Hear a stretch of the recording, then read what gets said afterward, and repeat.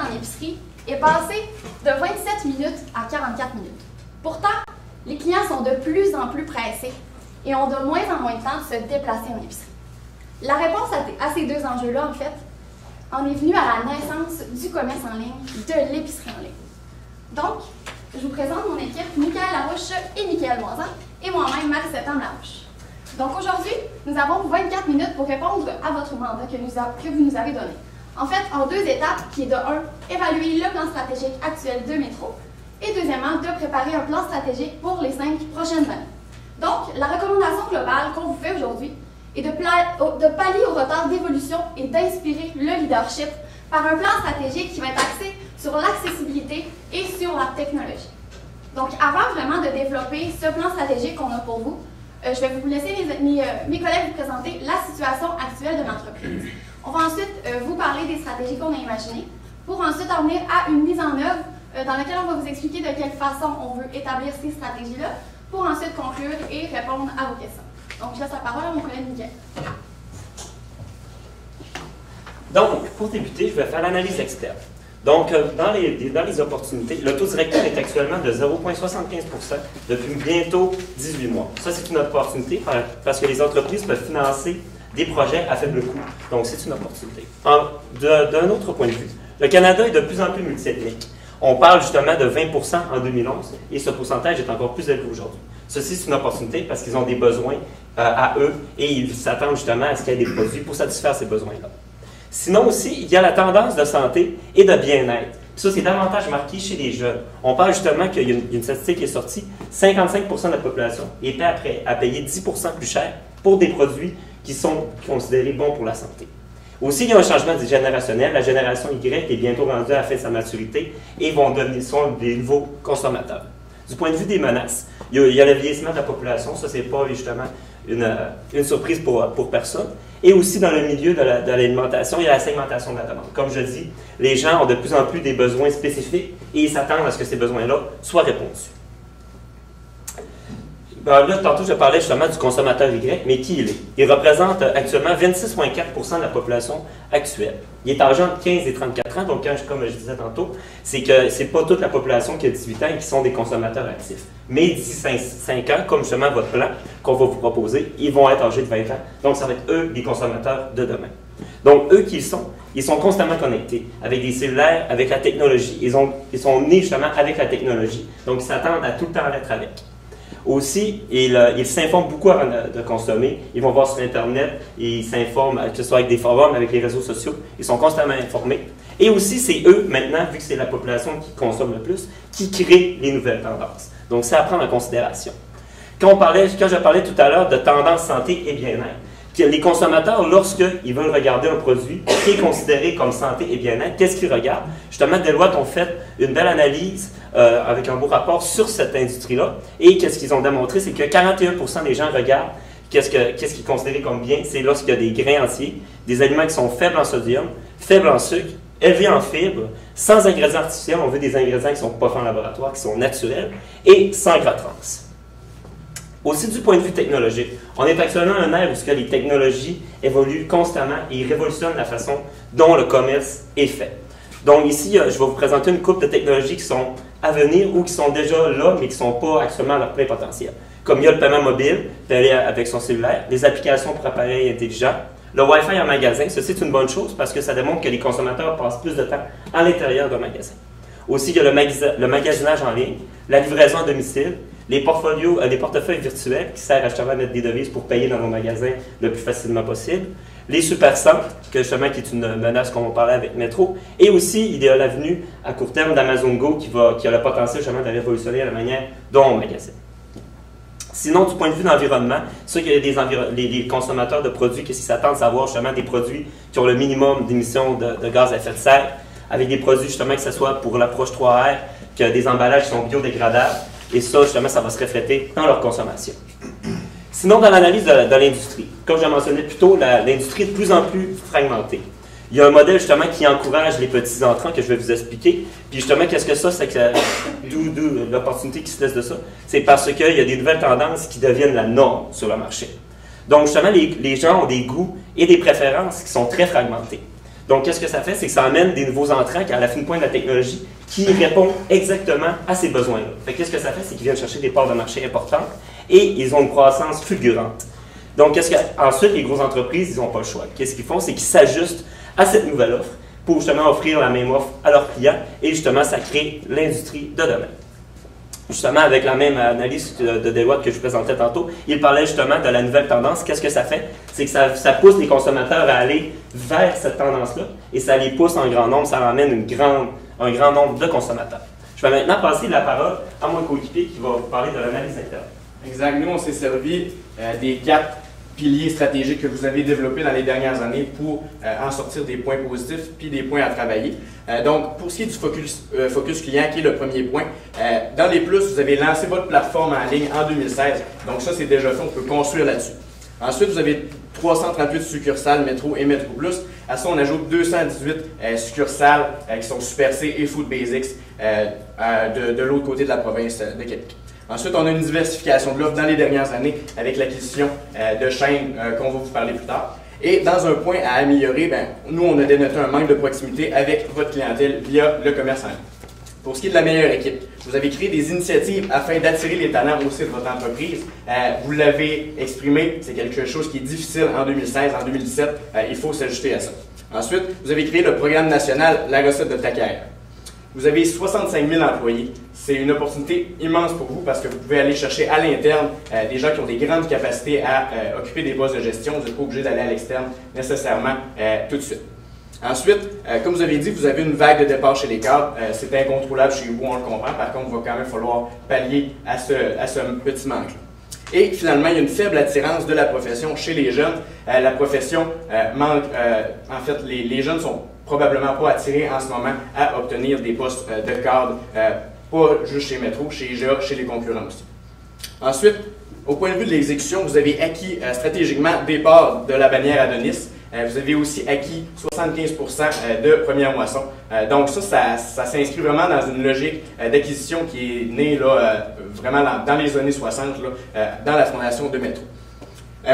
Ensuite, dans les points plus négatifs, vous n'avez pas encore fait d'affiliation avec des spécialistes de la distribution du e-commerce. Donc vraiment des spécialistes qui ont forgé le marché au Québec et au Canada. Donc ça reste vraiment à travailler pour les prochaines années. Pour ce qui est de l'efficacité, vous offrez à vos actionnaires un excellent rendement avec vraiment là, un retour sur équité qui est très bon. Donc, c'est vraiment bon pour les actionnaires. Et vous générez des liquidités excédentaires en ce moment. Donc, ça laisse la place à créer des projets d'envergure pour le futur. Vous contrôlez votre niveau d'endettement et tout ça ensemble, ça vous donne le poste de chef de file dans l'industrie au Québec et en Ontario. Donc, on vous félicite pour ça et on va vraiment vous aider pour le futur à augmenter ces données-là. Donc, comme on en parlait précédemment, en fait, on a une recommandation globale pour vous qui est de pallier au retard d'évolution et d'inspirer le leadership par un plan stratégique axé sur l'accessibilité et la technologie. En fait, ce plan-là, sur 5 années, est développé en 2 points principaux. Premièrement, on a la diversification horizontale concentrique que je vais vous expliquer dans les prochaines minutes. Et on a la création de valeur pour le client et la création de valeur de leadership pour les futurs gestionnaires.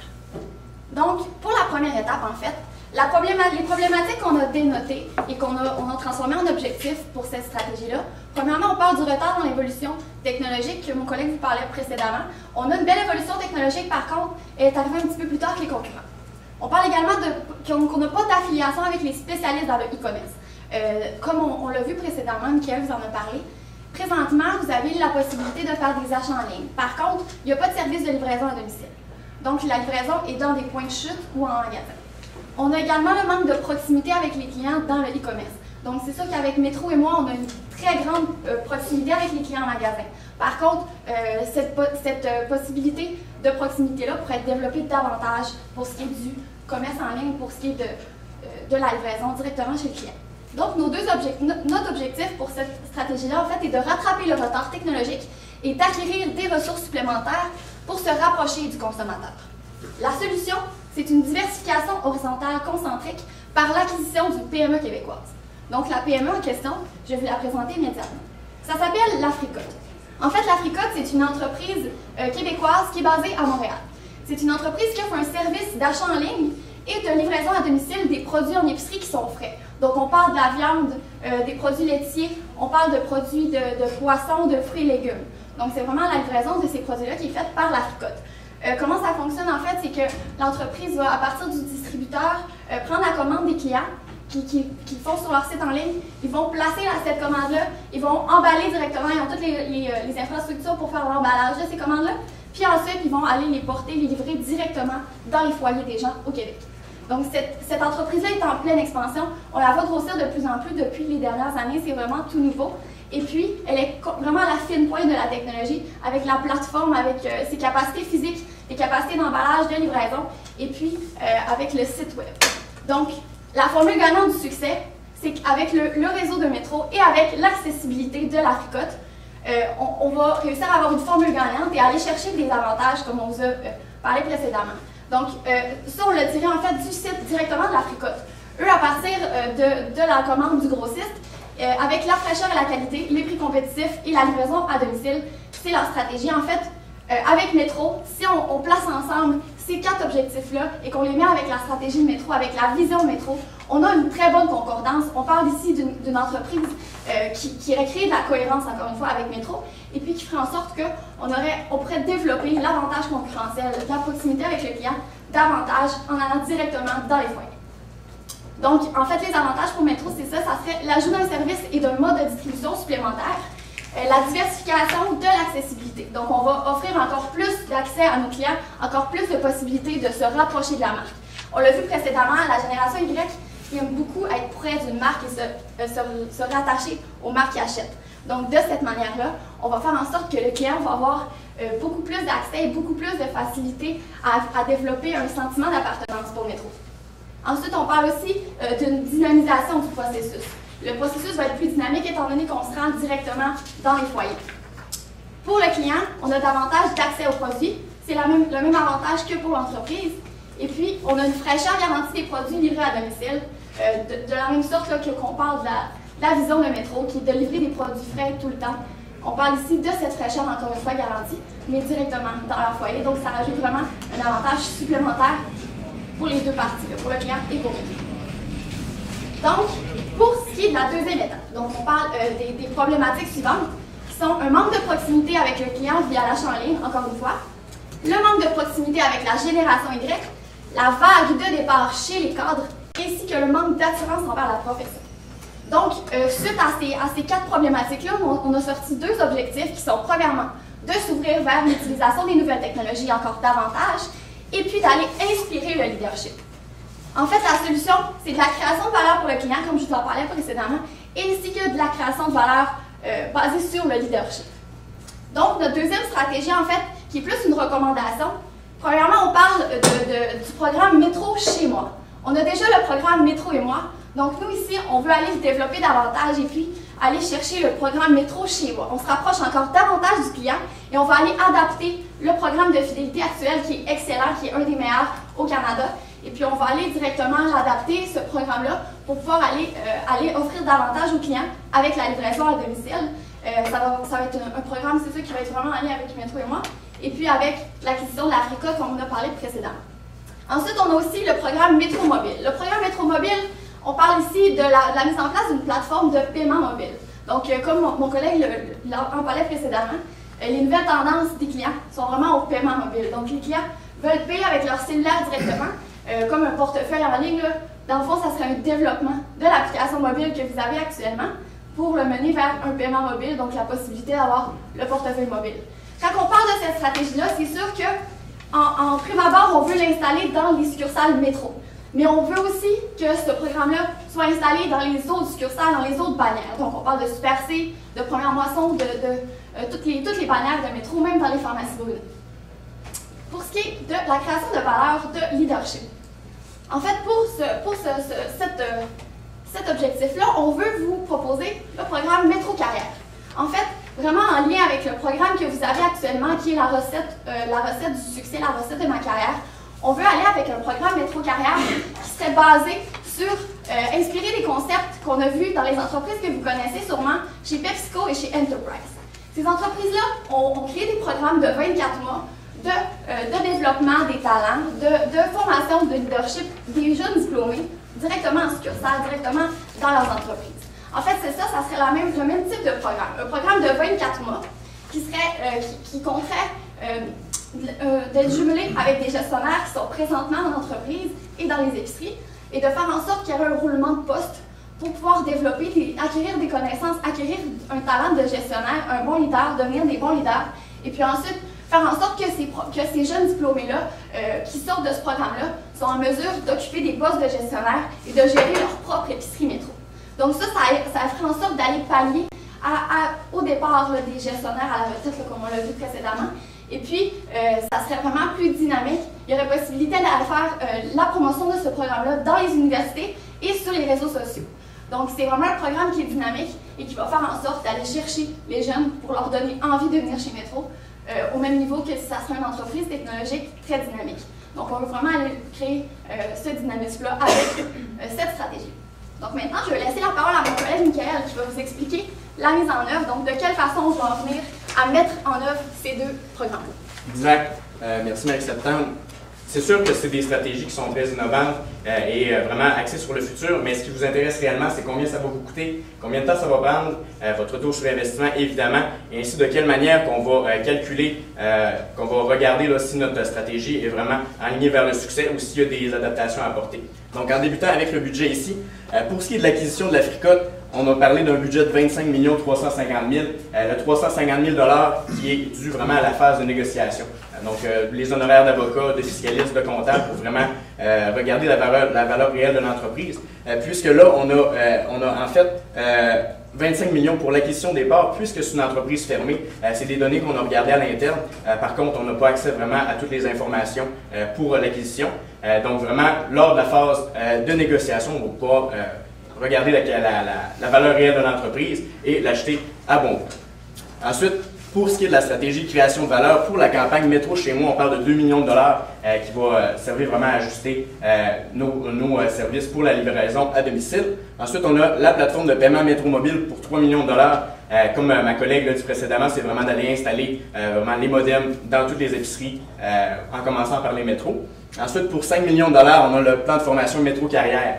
Donc, tout ce qui est d'honoraires pour les gestionnaires, pour le parrainage. Ensuite, si on a des équipes qui vont dans les universités pour vraiment faire rayonner la marque Métro, donc ça a des coûts. Ils sont inscrits ici. Donc, pour un total vraiment complet de 35 350 000 et ça, vraiment, ça inclut tout ce qu'on a parlé dans les dernières minutes. Pour ce qui est de l'échéancier, on a fonctionné par trimestre et de l'année 1 à 5. Donc, pour l'année 1, on va redynamiser la plateforme en ligne pour accueillir les nouveaux, vraiment tout ce qu'on va y apporter. Ensuite, on va négocier avec la PME La Fricotte, vraiment pour l'acheter au juste prix. Pour l'année 2, on va l'acquérir évidemment quelques mois après et on va développer le plan de vente à domicile partout au Québec, donc vraiment dans toutes les régions. Et ensuite, on va créer le développement pour le plan de formation de 24 mois que ma collègue a parlé précédemment. Pour l'année 3, on va analyser les résultats et s'améliorer vraiment dans tous les aspects. Mais ce qui est important de voir, c'est l'analyse des résultats de la première cohorte du plan de formation, donc 24 mois après la mise en œuvre du développement de plan de formation. Donc, est-ce que ça a vraiment fonctionné? Est-ce qu'il y a des ajustements à faire? Donc, vraiment, c'est l'année 4 qu'on va vérifier ça. Et finalement, pour l'année 5, on va développer de nouveaux marchés et continuer de s'améliorer. Vraiment, si on peut l'instaurer dans les Super C, dans les pharmacies de Brunet, Food Basics. Donc, ça sera vraiment à partir de l'année 5 jusque vraiment dans le futur pour cet échéancier-là. Les bénéfices que ça vous apporte, encore là pour vos 4 piliers, en termes de focus client, ça diversifie l'offre par le développement de la livraison à domicile. Ensuite, meilleure équipe, ça revitalise l'image du cadre métro. Donc, on va avoir plus de gens qui vont postuler pour vraiment là, faire partie de métro. Ensuite, exécution, on acquit stratégiquement la PME La Fricotte, donc c'est vraiment en lien avec les acquisitions que vous avez faites dans les dernières années. Et finalement, pour l'efficacité, on va augmenter les ventes, on va fidéliser la clientèle, ce qui va vraiment nous donner la panne de devenir le détaillant alimentaire le plus performant au Canada. Donc vraiment, c'est de continuer à donner un bénéfice à nos actionnaires qui est très intéressant. En termes de mesures de contrôle, de quelle manière on va vérifier que nos stratégies sont bien alignées? On en a sorti 5, il y a la qualité des nouveaux talents. Donc après les 24 mois, est-ce qu'il va y avoir une rétention qui va être appréciable? Ensuite, la fidélité de la clientèle. On sait que vous avez déjà une clientèle qui est très fidèle avec Métro et moi, donc on va vraiment s'assurer que ça reste dans le dans la même lignée. Le retour sur équité pour les actionnaires, donc on veut que ça soit très, très important. Et ensuite, les parts de marché canadiennes. Donc, à quel point on va aller chercher des parts de marché. Donc, en pourcentage, là, ça va vraiment nous donner l'idée sur nos stratégies. Et finalement, le bénéfice net, évidemment. Nos stratégies sont des stratégies qui coûtent pas cher et qui peuvent rapporter beaucoup. Donc, vraiment, l'augmentation du bénéfice net va être une bonne idée là, de la performance de nos stratégies. Donc, pour conclure notre présentation, vous nous aviez donné un mandat aujourd'hui qui était, premièrement, d'évaluer le plan stratégique actuel.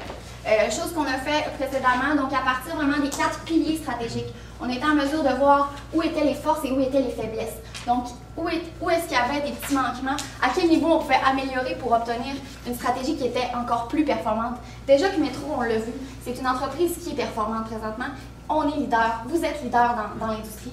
Qu'est-ce qu'on voulait pour vous aujourd'hui vraiment, c'est vous présenter un plan pour faire en sorte que non seulement vous êtes leader dans l'industrie, mais que vous restez leader dans l'industrie. De cette façon-là, on était en mesure d'évaluer ce plan-là, puis de vous montrer que vraiment les points importants à développer sont ici au niveau de la technologie. On va aller chercher davantage de main-d'œuvre, on va aller chercher aussi la volonté de la génération Y. La génération Y est en constante évolution. Leurs demandes sont changeantes, l'offre est encore la même, l'offre évolue aussi, mais les demandes évoluent plus vite que l'offre peut évoluer. Donc, c'est vraiment important pour les entreprises, pour vous, de vous adapter à ça, puis d'aller chercher vraiment les opportunités pour pouvoir aller créer de la valeur encore davantage. Au niveau du plan stratégique pour les 5 prochaines années, on vous a montré en gros de quelle façon on voulait y aller par l'échéancier. Par contre, c'est sûr qu'il y a des ajouts qui peuvent être faits et puis on a laissé une petite liberté parce qu'on sait que le marché évolue tellement vite que même si on voudrait faire un plan détaillé en 5 années, on sait que c'est pratiquement impossible de suivre un plan stratégique à la lettre parce que non seulement le marché évolue vite, mais les concurrents aussi peuvent évoluer vite et peuvent aller nous donner de nouvelles menaces et peuvent aller, ces menaces-là, il va falloir les contrer d'une façon ou d'une autre. Donc c'est important de rester quand même flexible et puis de se donner la possibilité d'aller modifier les stratégies qu'on a imaginées. Par contre, avec l'Africote et avec le développement de l'électronique, on pense, en fait, on est certain que c'est une bonne solution pour aller développer ces marchés-là, pour aller répondre aux demandes de la clientèle et aller chercher de la main-d'œuvre supplémentaire aussi, qualifiée, qui va être motivée et qui va avoir envie de rester chez Metro pour le reste de leur carrière. Donc, notre recommandation était effectivement de pallier au retard d'évolution et d'inspirer le leadership par un plan stratégique axé sur l'accessibilité et sur la technologie. C'est ce qu'on vous a présenté aujourd'hui par nos 3 étapes. Donc, si je peux vous faire un petit rappel, premièrement, on a parlé de la stratégie de diversification, donc l'acquisition de l'Africote. Deuxièmement, la création de valeur pour le client. Donc, on parle de Metro chez moi et de Metro mobile. Et finalement, on parle aussi de la stratégie du plan de carrière aussi pour aller chercher de la main-d'œuvre et pour faire en sorte d'aller pallier au départ là, des cadres qui sont présentement en entreprise. Donc, on espère que ces 2 stratégies-là vont vous convaincre vraiment de choisir notre plan stratégique. Et puis, on vous remercie. Merci.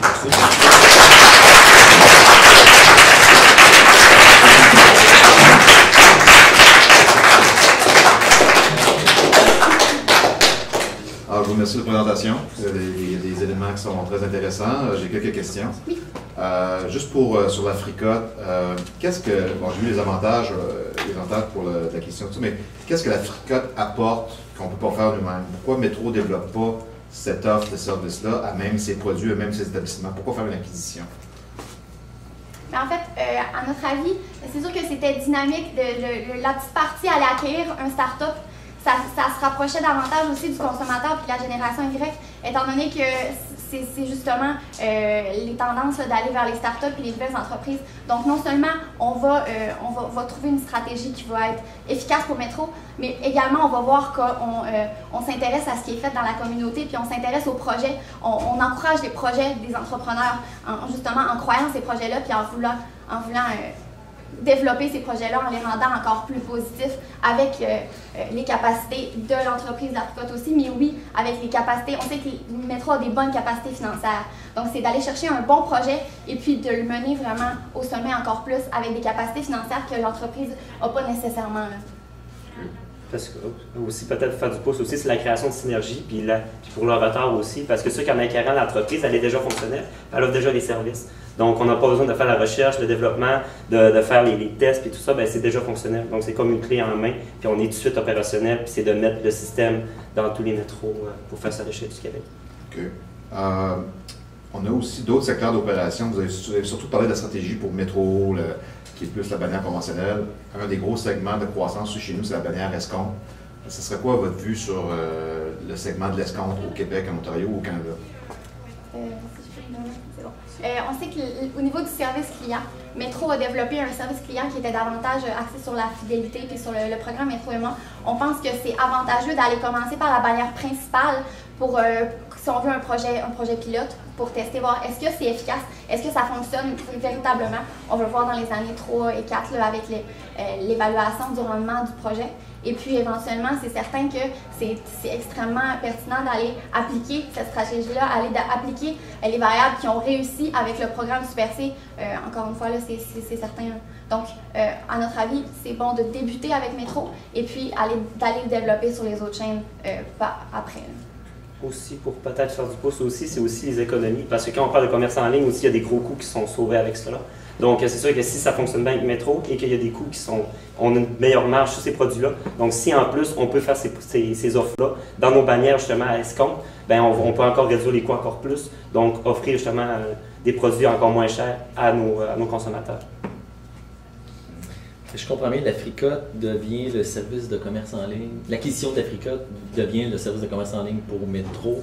En fait, c'est plus le système de distribution à la porte qui sont chers vraiment de la logistique de l'Africote avec leur boîte réfrigérée et leur système vraiment avec leur camion, leur système pour aller livrer. C'est vraiment de cette manière-là c'est pour ça qu'on les acquiert. C'est vraiment pour leur expertise dans la livraison à domicile. Le reste va être supporté par Métro, l'application mobile entre autres. Comment vous voyez ça en parallèle ou pas en parallèle aux investissements qu'on a fait jusqu'à maintenant là, pour lancer notre système de commerce en ligne? Ça remplace ou? On ne veut pas remplacer, on veut vraiment faire un ajout là, à cette plateforme-là. En fait, ça serait du donnant-donnant, si on veut. Métro pourrait avoir les avantages, l'expertise de l'Africote en matière de transport, en matière de livraison, tandis que l'Africote pourrait avoir les avantages de Métro. L'Africote, présentement, en fait, de quelle façon il fonctionne, c'est qu'ils font affaire avec des distributeurs. Donc, par exemple, moi, je suis chez l'Africote, je passe une commande. C'est l'entreprise de l'Africote qui va aller chercher les produits dans différents distributeurs. Donc, dans le fond, ces produits qui seraient distribués par l'Africote, ça serait uniquement les produits qui viennent de chez Métro. Donc, ça serait l'Africote par Métro. On l'a plus ou moins expliqué de cette façon-là, c'est sûr. Mais c'est de cette façon-là qu'on voyait ça. Donc, vraiment, c'est un ajout l'un pour l'autre. Vraiment, on va tenir parti de leur